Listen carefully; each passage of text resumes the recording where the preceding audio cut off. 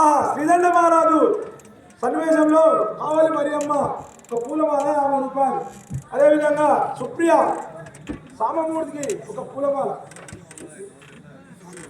స్వామి రాండి స్వామి, కూర్చోండి స్వామి, రాండి స్వామి స్వామి ఉజిందండి. ఆకలి ఉన్నారు స్వామి, ఆలస్యం చేయకండి స్వామి, రాండి. ఆహా శ్రీదుండ మహారాజా, స్వామి నేను భోజనము చేయాలన్నా నాకొక ఘోరమైన నియమం ఉన్నది స్వామి. ఎంతటి నేరమైన కానీ నేను తీర్చగలను స్వామి, చెప్పండి ఆ నేరం ఏమో.